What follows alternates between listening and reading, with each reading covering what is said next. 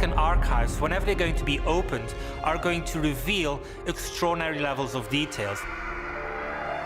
Leonardo da Vinci didn't just paint masterpieces, he tried to write the logic of the universe. Page after page, he filled his notebooks with studies of light, anatomy, machines, and the hidden forces that move the world.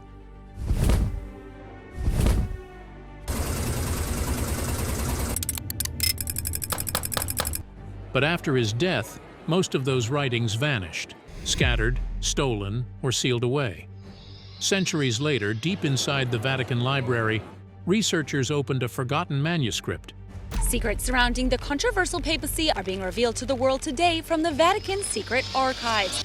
What they found inside would change how the world sees Leonardo forever. The Lost Journals of Leonardo da Vinci. In May of 1519, Leonardo da Vinci died in France. In his will, he left his manuscripts to the one person he trusted most, his devoted student, Francesco Melzi. Melzi gathered the papers, took them back to Italy, and guarded them closely. He was careful, almost protective, because he knew exactly what those pages were, the heart of Leonardo's genius. He moved them to his family's villa near Milan and kept them together for years. That single choice saved thousands of pages, at least for a while. When Melzi passed away in the 1570s, everything changed. His son Orazio inherited the entire collection, but didn't share his father's sense of value. What had been a carefully preserved treasure suddenly lost its keeper. The pages that once formed a single body of work began to drift apart. Visitors were allowed to leaf through them. Some took notes. Others quietly took entire bundles. The manuscripts that had survived wars, travel, and time now began to fade through neglect. That's when an almost forgotten name became central: Pompeo Leoni. Leoni was a sculptor from Milan, and in the late 16th century he began collecting Leonardo's surviving papers. What he found wasn't a neat set of notebooks. It was chaos. Loose sheets, stitched booklets, and fragile stacks of paper. Leoni bought what he could, traded for what others had, and slowly gathered an enormous mass of pages. Notes on mechanics, science, anatomy, architecture, and art. Then he made a bold and devastating decision. Leoni cut many of Leonardo's original notebooks apart. He glued the smaller pages onto large sheets, the kind used for atlases. This was normal for collectors at the time, but it destroyed the order Leonardo had created. Dates, subjects, and ideas that once belonged together were now rearranged on oversized pages, mixed in ways he never intended. The page now looks dense and impressive, but the original notebook it came from is gone. Leoni's creation became the Codex Atlanticus, the largest surviving collection of Leonardo's work. Today it's housed in the Biblioteca Ambrosiana in Milan. It's massive, 1,119 leaves bound into 12 volumes. The sheets span Leonardo's career from the late 1470s to his final years. Inside are studies of flight, waterways, weapons, mathematics, music, and plants. The scale is staggering. You only realize it when you see the digitized pages now available through the Ambrosiana project. But even that wasn't the end of its journey. When Napoleon's troops occupied Milan in the 1790s, they looted cultural treasures and sent them to France. The Codex Atlanticus went with them. It stayed in Paris for years until the end of the Napoleonic Wars, when it was finally returned to Milan. Every move added risk: torn pages, moisture damage, theft, or mislabeling. Leoni's work didn't stop with one massive book. He also divided parts of Leonardo's drawings by theme, separating artistic and anatomical sketches from the rest. Those ended up in England, in the Royal Collection at Windsor Castle. Today, hundreds of those sheets are known collectively as the Codex Windsor. Even when Leonardo's notes survived, they rarely stayed together. The story gets even messier when you trace it back to Melzi's family. One episode stands out. In the 1580s, a tutor named Lelio Gavardi stole 13 of Leonardo's manuscripts. He intended to offer them as gifts to powerful patrons to gain influence. The plan backfired. Word spread, and after several twists, some of the stolen volumes were recovered by Orazio Melzi, who then handed a few to Pompeo Leoni. Others vanished, and some changed owners again and again. That cycle of disappearance and recovery happened more than once. It's why many Leonardo codices today bear names of later collectors or cities, not of Leonardo himself. In 1965, an American scholar named Jules Picus was examining old manuscripts at the National Library of Spain in Madrid. He turned a few pages and froze. The handwriting, the drawings, the mirrored script, all unmistakable. They were by Leonardo da Vinci. 2 bound manuscripts, nearly 200 pages in total, filled with his notes and diagrams. They had been sitting there for more than 200 years, unnoticed.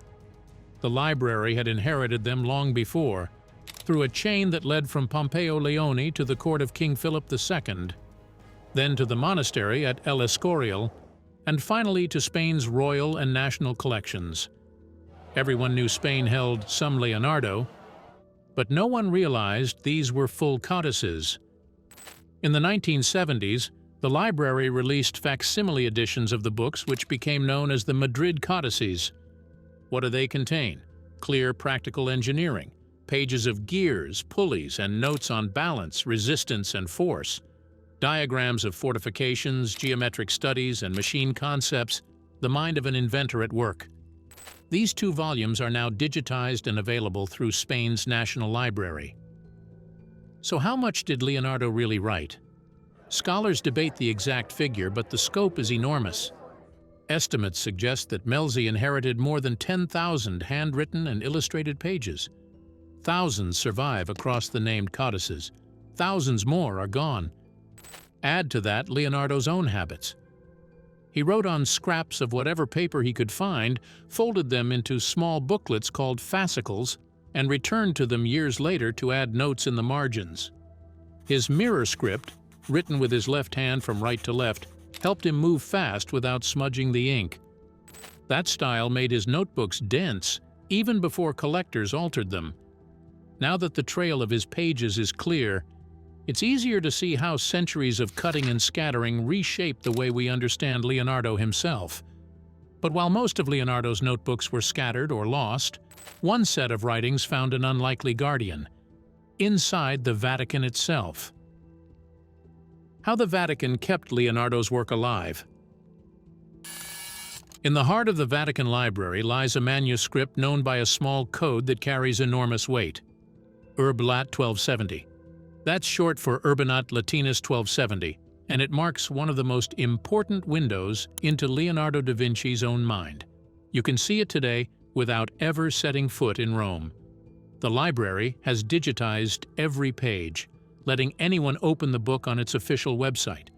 What you'll find is not a printed volume, but a handwritten compilation from the 16th century. A thick, slightly uneven block of paper written in brown ink and bound in old vellum. It is called the Libro di Pittura, the book on painting. Within it live Leonardo's ideas about how painting works, how light moves across form, and how a painter should think before touching the brush.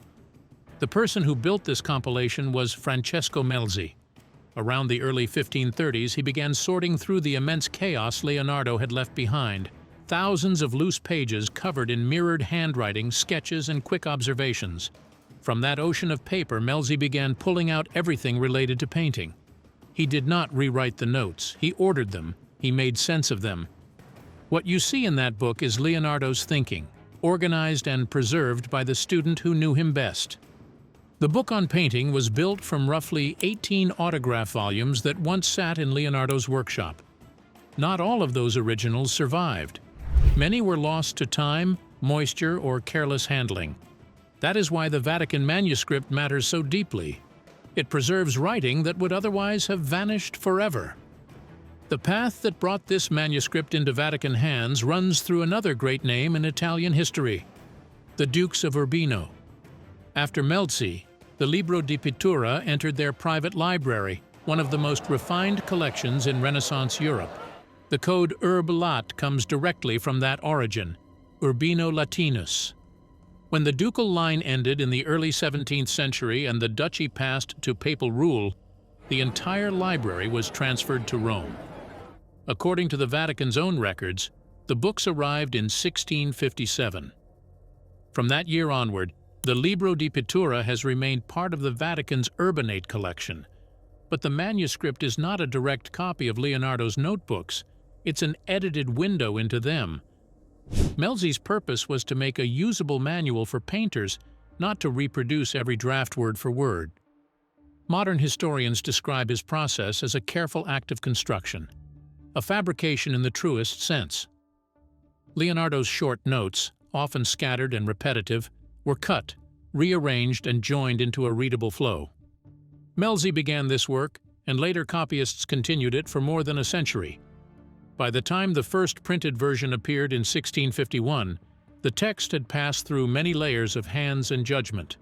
That is why no serious scholar treats the Libro di Pittura as an untouched notebook. For centuries, only a handful of experts could see it. To consult Urblat 1270, you had to travel to Rome, present letters of permission, and handle a fragile 16th-century book under supervision. That changed in the modern era when the Vatican Library began scanning its manuscripts. Once you know what this manuscript is and how it reached the Vatican, the next mystery is how it connects to another famous name, Trattato della Pittura, or Treatise on Painting. The printed treatise first appeared in Paris in the year 1651. It was published in Italian and translated into French. For more than 200 years, that small printed book shaped how the world imagined Leonardo da Vinci's ideas about art. But that version wasn't Melzi's original manuscript. It was an edited descendant, a shorter, simplified version copied from copies of earlier texts.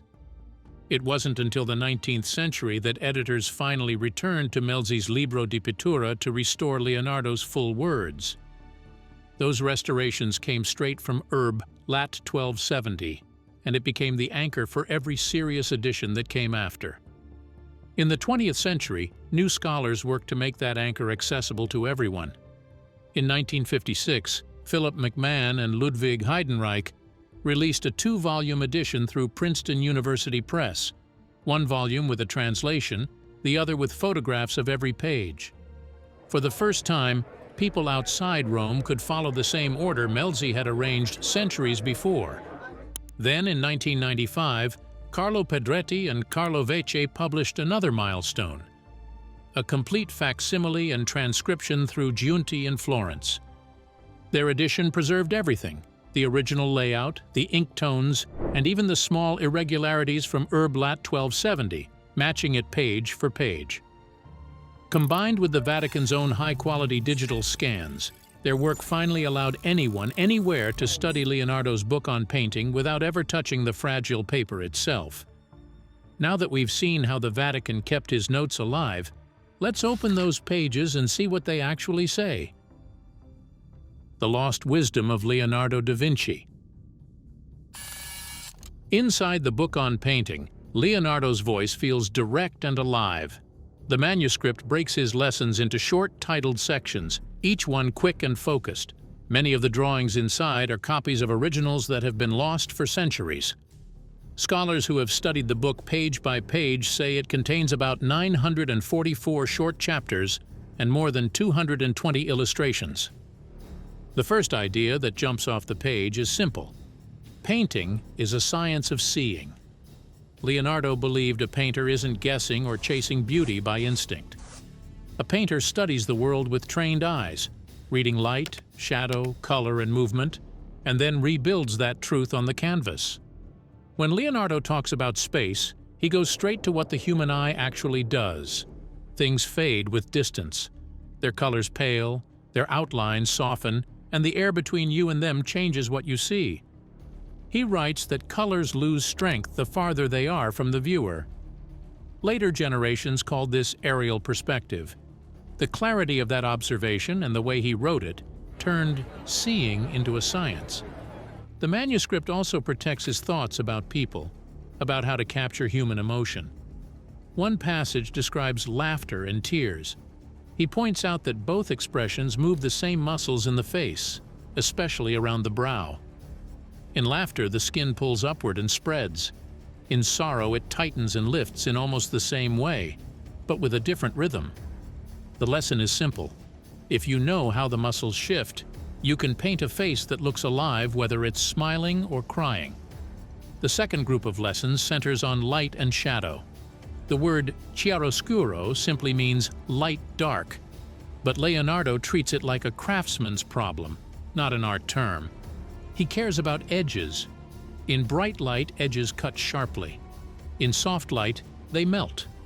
If every edge in a painting is hard, the picture looks stiff and dead. If every edge is blurred, the picture turns to fog. The trick is balance, matching the edge to the strength and direction of the light. He also explains how air affects contrast, how surfaces change tone depending on distance and angle, and how a viewer's eye blends all these shifts together. He even writes about the color of shadows. To him, a shadow isn't just black. It carries both the color of the surface and the tone of the light that falls into it. If the light is cool and the surface warm, the shadow leans toward blue. If the light is warm and the surface cool, it leans toward orange or brown. The painter's job is to study those colors in real life and mix paint so the shadows look alive instead of flat. Leonardo also explains how light behaves on different shapes. On a curved arm, the brightness gently shifts into half light and then into shadow. On a flat surface, the change happens all at once, but on a folded piece of fabric, the edge of the crease stays crisp, while the rounded part of the fold melts smoothly into darkness. None of this feels new to us because art schools still teach it today. Leonardo's advice also covers where to find ideas when practicing. He tells painters to study random shapes in nature, stains on walls, clouds, or cracks in stone, because the mind will start to see patterns in them: mountains, faces, bodies, entire scenes. What sounds like a strange exercise turns into a training method. He is teaching artists to look deeply, to find potential pictures hidden in chance. The third set of lessons lives at the level of studio work, how to set up figures and scenes so they feel alive. The book is full of short, clear rules. Draw faces from life, he says, so that every person looks unique and not like a repeated model. Change the angle of hands and arms so they don't all point the same way. If the head turns, the shoulders should turn with it. If the hips shift, the knees and feet should follow. Movement must pass naturally through the body. When you read these notes together, they form a complete system for building motion in a painting. Leonardo is equally clear about composition. He tells painters to group people into clusters that make sense. Small knots of figures that tell the viewer who is speaking to whom. Between those groups, leave gaps so the space can breathe. If you want to connect two groups, place a figure between them, bridging the distance. The logic feels almost mathematical, yet it creates warmth and flow on the canvas. Leonardo also wrote about nature in ways that sound like simple, everyday physics. One of his most famous notes explains that if you add up the thickness of all the branches at a certain height on a tree, they roughly equal the thickness of the trunk below. It's an easy rule a painter can check while sketching, and it keeps drawings believable. Too thick a crown on too thin a trunk looks false. Other sections focus on how to place light sources across a whole scene. Keep one main light so the forms stay clear, he says. Use weaker lights only to soften shadows, never to cancel them. Always make sure the direction of the light matches the direction of the shadows on the ground and on faces. Break that rule, and the illusion collapses. When read in sequence, these notes feel like instructions from a careful mentor in the studio. And that experience exists because Melzi gave the lessons order. The book on painting also shows that pictures can teach faster than text. Many chapters include drawings that explain what words cannot. Some of the images are Leonardo's, others are faithful copies of sketches that have disappeared. They were added so students could see how the principles looked in practice. Without this pairing of image and text, much of Leonardo's instruction would be harder to grasp. Now that we've explored his mind, it's time to meet the person behind it. The man behind the genius. Leonardo da Vinci was born on April 15, 1452, in the Tuscan hills near a small town called Vinci. His father, Ser Piero, worked as a notary in Florence. His mother, Caterina, came from a nearby village. He grew up on his father's family land and went through an ordinary education, reading, writing, and a little math. Nothing about that beginning pointed toward greatness. But Leonardo was different in one simple way. He paid attention. He watched everything. He drew everything. That habit would shape his life. As a teenager, he joined the workshop of Andrea del Verrocchio in Florence, a place that mixed art and engineering under one roof. Imagine a studio filled with paint, marble, metal, and gears all at once. Apprentices didn't just paint. They cast bronze, built mechanisms for church festivals, and carved decorations for buildings. Leonardo learned all of it. In one of Verrocchio's paintings, The Baptism of Christ, the angel on the left is believed to be Leonardo's work, his first mark on history. By 1472, he had earned his own master's title in Florence's Painters' Guild and could take commissions himself. Florence gave him early fame. Around 1481, he started The Adoration of the Magi, a grand altarpiece packed with twisting figures. He never finished it. Soon after, he looked north to Milan, where he offered his skills not just as an artist but as an inventor, someone who could design bridges, weapons, and machines. Milan's ruler, Ludovico Sforza, welcomed him. There, Leonardo designed elaborate festival sets, proposed ambitious buildings, and began a colossal clay horse statue more than 26 feet tall, built to honor the Duke's father. War destroyed it in 1499, but the attempt shows how bold he was. In Milan, he painted the Last Supper for the convent of Santa Maria del Grazie. Instead of using wet plaster like other fresco painters, he experimented with dry walls so he could work slowly and rework details. The result was breathtaking, but fragile.